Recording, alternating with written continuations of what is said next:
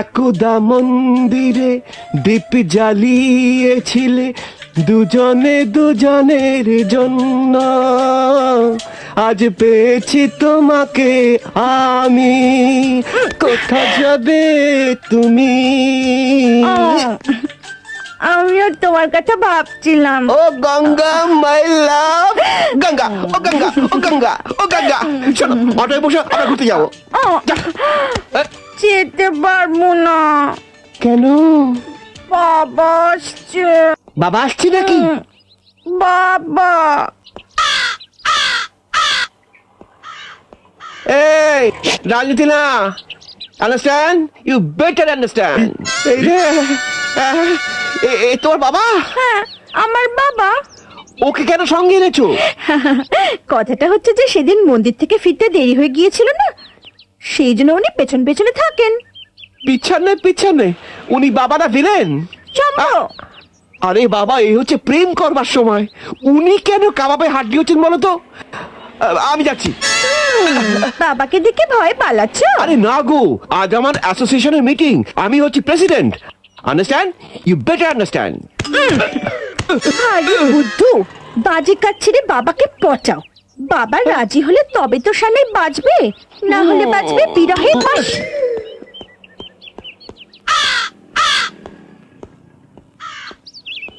হে প্রভু কাশী বিশ্বনাথ, তুমি তো গঙ্গাকে আমার কাছে পাঠিয়ে দিয়েছো, এবার কিছু কারিশমা দেখাও।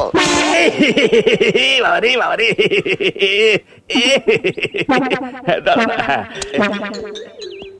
কোথায় গেল শ্বশুর বেটা? বোধহয় তার ছুঁয়েছে।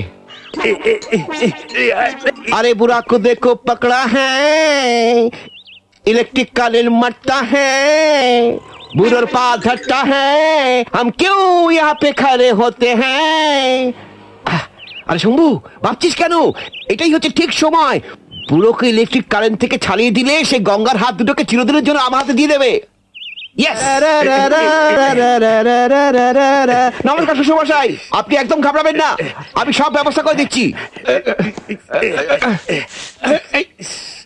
এটা বাড়াবাড়ি হয়ে যাবে, এইটা দিয়েই ছাড়িয়ে দিচ্ছি।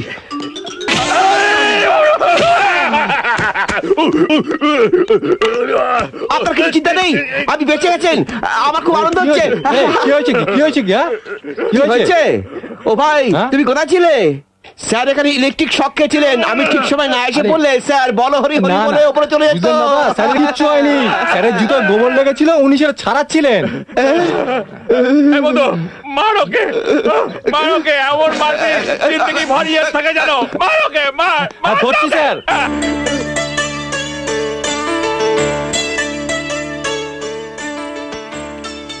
নাও।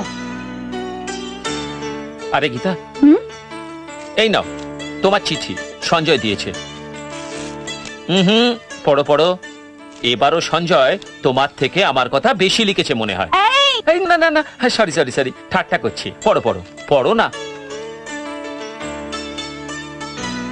আরে গীতা, তুমি কুরিয়ার করে মার্কেটিংও করে এসেছো, কিন্তু তোমার কাছে তো টাকা ছিল না। হ্যাঁ, আমার কাছে ছিল না তো, আমি তোমার টাকা এনেছি। আমার টাকা? কেন? তোমার পার্সে সেই 50 টাকাটা, সেটা দিয়ে এনেছি।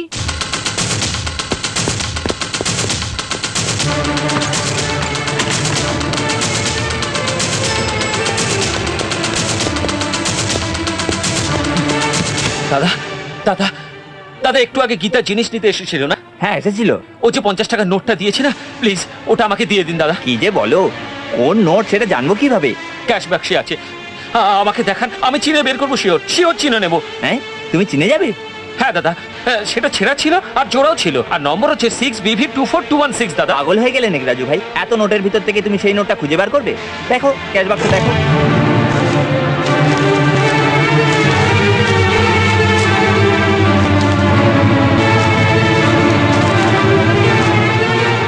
হ্যালো,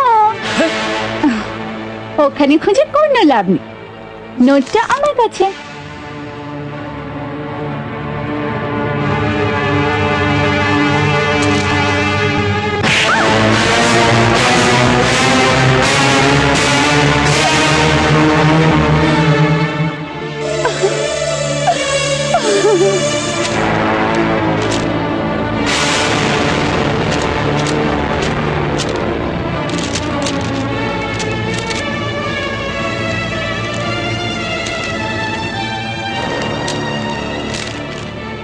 তোমার সাথে একসাথে থাকা সম্ভব না।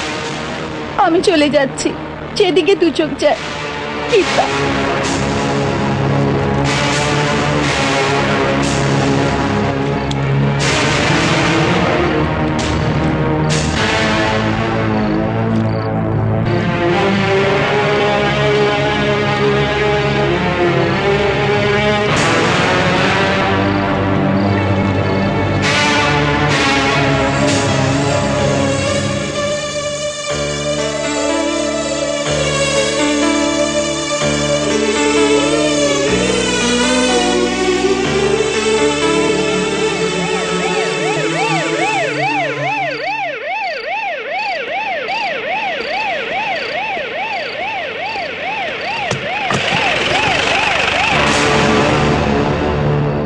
না না না, আমাদের দেশে এরকম হয় না।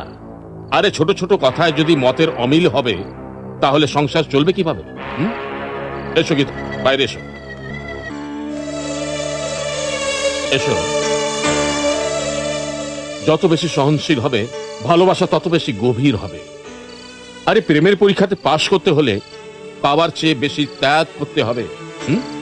যাও গীতা, যাও, ভেতরে যাও। খেয়ে নাও। তুমিও বসো। আমার খাওয়ার ইচ্ছে নেই। আমি কখনো একা খেয়েছি?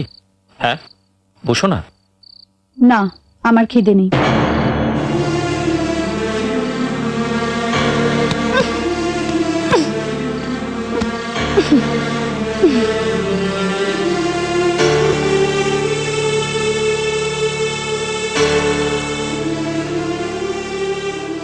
আই এম সরি, আমার ভুল হয়ে গেছে। এই দেখো, আমি কান ধরছি। জুতো মেরে গরুদান কেন করছো? ভুলে যাও না প্লিজ, প্লিজ। তুমি কি ভুলতে পেরেছো তোমার প্রেমিকার কথা?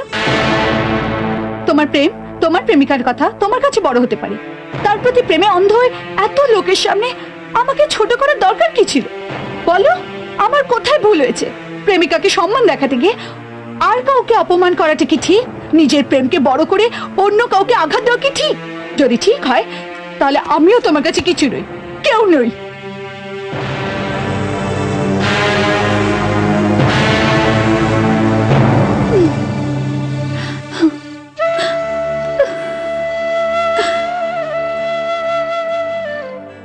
বিশ্বাস করো গীতা, প্রথম প্রেমের পরশ পাওয়ার সাথে সাথেই কি করে যেন কি হয়ে গেল।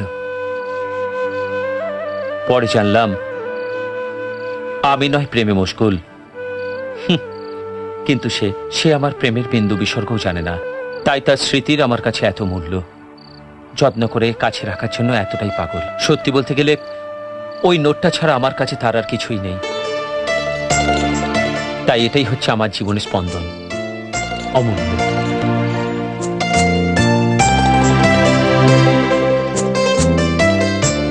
তোমার সে এখন কোথায়? সে আমার এক বন্ধু, জীবন সাথী হতে চলেছে। সঞ্জয় এই কথা জানে? বলার চেষ্টা করেছি, কিন্তু তার হয়নি। কিছু বলার আগেই সে অন্যের হয়ে গেল। প্রেম যে কারো কাছে তপস্য, তার তুমি হচ্ছে জ্বলন্ত প্রমাণ।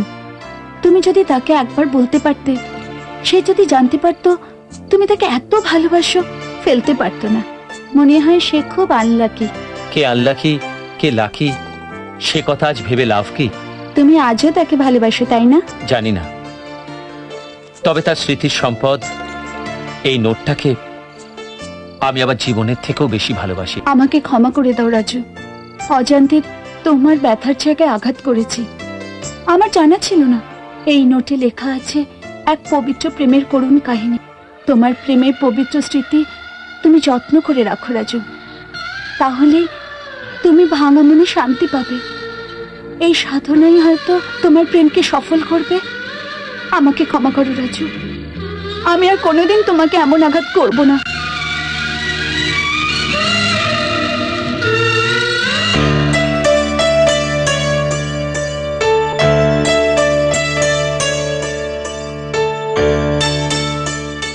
একটা কথা বলবো? বলো। সঞ্জয়ের কাছ থেকে পারমিশন নিয়ে তুমি টিভি সিরিয়ালে অ্যাক্টিং করলে কেমন হয়? আমি আর অ্যাক্টিং? হ্যাঁ, কেন? চেহারার সাথে তোমার অ্যাক্টিং ট্যালেন্টটাও তো সলিড আছে। বন্ধুদের সাথে গিয়েছিলাম ফিল্মে অ্যাক্টিং করব বলে, ডায়লগে যেমন হলো স্ক্রিন টেস্টও তেমন। সেই যে চলে এসেছি, তারপরে ভয়তে আর কোনোদিনও যাইনি। এমন আরো অনেক ভিডিও দেখতে এই চ্যানেলটি সাবস্ক্রাইব করে নিন এবং পাশের বেল আইকনটি প্রেস করে দিন।